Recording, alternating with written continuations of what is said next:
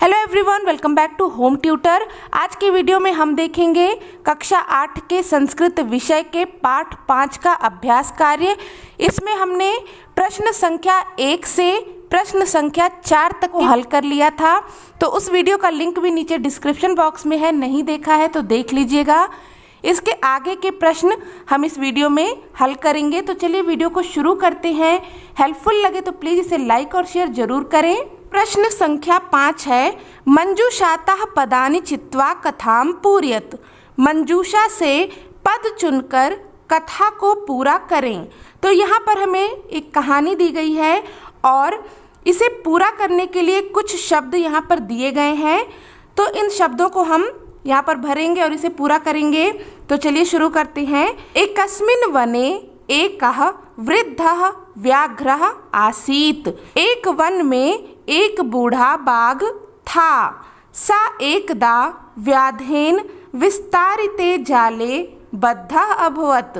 वह एक बार शिकारी के बिछाए जाल में फंस गया।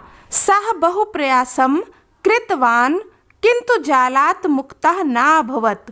उसने बहुत प्रयास किया लेकिन जाल से मुक्त नहीं हो पाया।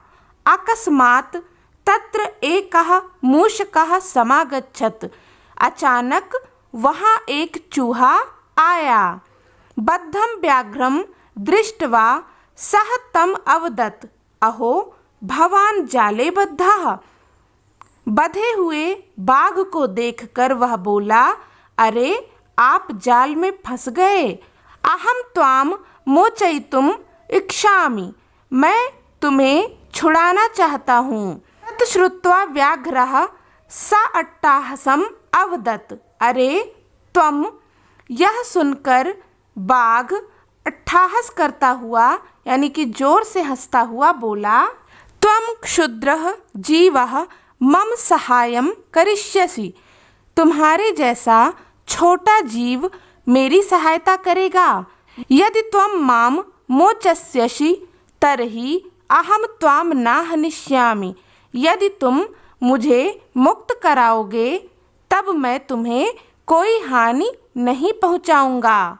मूषकः स्वकीयैः लघुदन्तैः तत् जालस्य कर्तनं कृत्वा तं व्याघ्रं बहिः कृतवान्।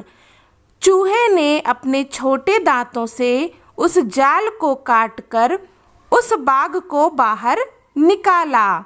तो इस तरीके से इसे हमें पूरा करना है। अगला प्रश्न है, यथा निर्देशम उत्तरत। निर्देश के अनुसार उत्तर दीजिए। पहला है, सः लोमिष्काय सर्वाम कथाम निवेदयत।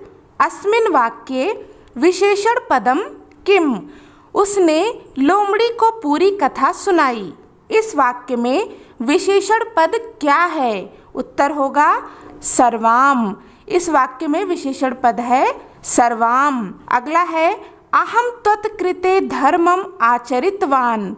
मैंने तुम्हारे लिए धर्म का आचरण किया। अत्र अहम इति सर्वनाम पदम कस्मै प्रयुक्तम। यहाँ पर अहम ऐसा सर्वनाम पद किसके लिए प्रयुक्त किया गया है? उत्तर होगा चंचलाय, यानी कि चंचल के लिए, क्योंकि ये वाक्य किसने कहा था? चंचल ने कहा था कि मैंने तुम्हारे प्रति धर्म का आचरण किया है। फिर है, सर्वः स्वार्थ समीहते। अस्मिन् वाक्ये कर्तृपदम किम। सभी अपना भला चाहते हैं। इस वाक्य में कर्ता पद क्या है? उत्तर होगा सर्वः, यानी कि सभी। सा सहसा चंचलम उपसृत्य कथयति। वह अचानक चंचल के पास आकर बोली। वाक्यात् एकम अव्यय पदम चित्वा लिखत। इस वाक्य से एक अव्यय पद चुनकर लिखिए। तो यहाँ पर अव्यय पद हो जाएगा सहसा। सहसा यानी कि अचानक। फिर है, का वार्ता माम अपि विज्ञापय। क्या बात है, मुझे भी बताओ। अस्मिन् वाक्ये क्रियापदम किम। इस वाक्य में क्रियापद क्या है? क्रियापदस्य पदपरिचयम अपि लिखत। क्रियापदस्य पदपरिचयम अपि लिखत। क्रियापद का पद परिचय भी लिखिए। तो यहाँ पर जो वाक्य है कि क्या बात है मुझे भी बताइए, इस वाक्य में क्रियापद है विज्ञापय। अब इस क्रियापद यानी कि विज्ञापय का पद परिचय हमें देना है, तो यहाँ पर हम इसके बारे में बताएंगे। विज्ञापय शब्द का मूल धातु है ज्ञा, इसमें वी उपसर्ग लगा हुआ है, ऋच प्रत्यय का प्रयोग हुआ है, यह लोट लकार के मध्यम पुरुष के एक वचन का पद है। अगला प्रश्न है उदाहरणम अनुसारम रिक्त स्थानानि पूरयत। उदाहरण के अनुसार रिक्त स्थान की पूर्ति करें। तो यहाँ पर हमें शब्द रूप लिखने हैं, जैसे कि देखिए यहाँ पर दिया गया है मातृ शब्द का रूप और स्वश्री शब्द का रूप। मातृ यानी कि माता, स्वश्री यानी कि बहन।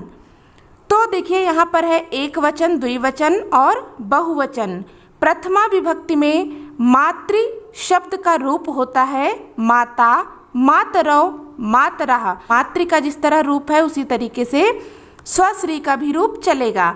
तो प्रथमा विभक्ति का हमें यहाँ मातृ का रूप दिया गया है, इसी के अनुसार हमें स्वश्री का प्रथमा विभक्ति का रूप एक वचन, द्विवचन और बहुवचन में लिखना है। तो यहाँ पर हो जाएगा स्वसा, स्वसारो, स्वसारः। फिर द्वितीय विभक्ति का रूप नहीं लिखना है, यहाँ पर द्वितीय विभक्ति का रूप नहीं दिया गया है। तृतीय विभक्ति में मातृ का रूप होता है मात्रा, मातृभ्याम, मातृभिः। स्वश्री का तृतीय विभक्ति के एक वचन में रूप होगा स्वस्रा, द्विवचन में हो जाएगा स्वश्रीभ्याम और बहुवचन में हो जाएगा स्वश्रीभिः। फिर यहाँ पर चतुर्थी और पंचमी विभक्ति का रूप नहीं दिया गया है।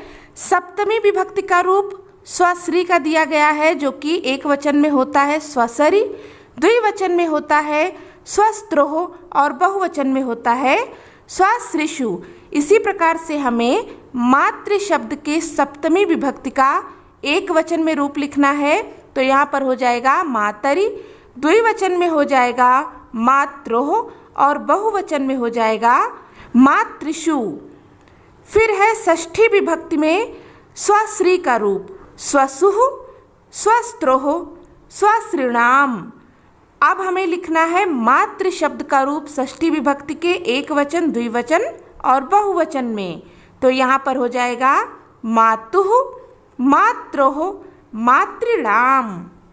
अगला प्रश्न है धातुम प्रत्ययम च लिखत। धातु और प्रत्यय लिखिए। यहाँ पर हमें कुछ पद यानी कि शब्द दिए गए हैं, इनका हमें धातु बताना है कि मुख्य धातु कौन सी है और इसमें कौन सा प्रत्यय लगा हुआ है। जैसे कि यहाँ उदाहरण में दिया गया है गंतुम शब्द है गंतुम। गंतुम शब्द का मुख्य धातु यानी कि मूल धातु होता है गम और इसमें प्रत्यय जुड़ा हुआ है तुमुन। तो ये बन गया गम धन तुमुन गंतुम। इसी प्रकार से यहाँ पर है द्रष्टुम, तो इसका मूल धातु हो जाएगा दृश्य और इसमें प्रत्यय है तुमुन, दृश्य धन तुमुन द्रष्टुम। इसी प्रकार से करणीयम, करणीयम का मूल धातु है क्री और इसमें प्रत्यय लगा हुआ है अनियर। फिर है पातुम, पातुम का मूल धातु है पा और प्रत्यय लगा हुआ है तुमुन। फिर है खादितुम, इसका मूल धातु है खाद और प्रत्यय लगा हुआ है तुमुन। फिर है कृत्वा, इसका मूल धातु है क्री और इसमें प्रत्यय लगा हुआ है कत्वा, क्रीधन कत्वा कृत्वा। तो इस प्रकार से हमने यहाँ पर पाठ 5 कंटकेन एव कंटकम का अभ्यास कार्य पूरा कर लिया है। होपफुल कि वीडियो आपके लिए हेल्पफुल रही होगी। अगर आपको वीडियो अच्छी लगी, हेल्पफुल लगी तो प्लीज़ इसे लाइक करें, ज़्यादा से ज़्यादा शेयर करें और सब्सक्राइब करें चैनल होम ट्यूटर को। मिलते हैं नेक्स्ट वीडियो में, तब तक के लिए take care and bye bye.